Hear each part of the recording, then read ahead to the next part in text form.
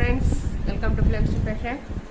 So திரும்ப உங்கள் எல்லாரையும் பார்க்கறதுல ரொம்ப சந்தோஷம்.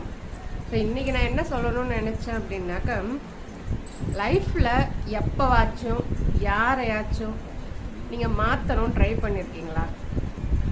தயவு செஞ்சு அந்த மாதிரி ஏதாவது நினப்பு உங்களுக்கு இருந்தது அப்படின்னாக்கா தயவு செஞ்சு அதை விட்டுரு.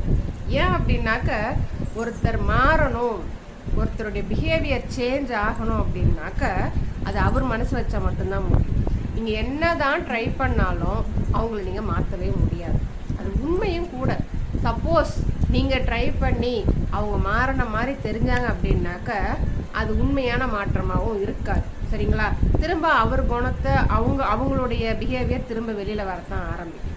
ஸோ ஒருத்தர் மாறணும் அப்படின்னு நினச்சாக்க அதுக்கு முழுக்க முழுக்க பொறுப்பெடுக்க வேண்டியது மாறணும்னு விருப்பப்படுற அவங்க மட்டும்தான். ஸோ நீங்கள் அதை ட்ரை பண்ணிட்டு இருந்தீங்க அப்படின்னாக்க தயவு செஞ்சு அதை கிவ் அப் பண்ணிவிடுங்க. உங்கள் எனர்ஜி வேஸ்ட் ஆகும், உங்களுடைய எஃபோர்ட்ஸ் வேஸ்ட் ஆகும், உங்களுடைய கேர் அட்டென்ஷன் எல்லாமே அதில் வேஸ்ட் ஆகும். ஓகேங்களா?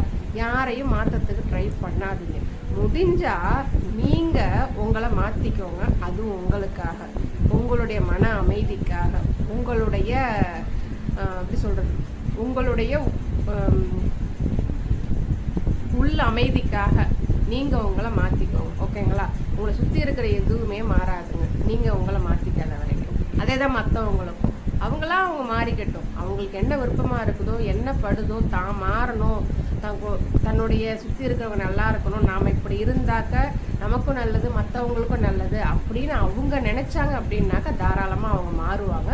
நீங்கள் எந்த ஒரு எஃபோர்ட்டுமே போட தேவையில்லை.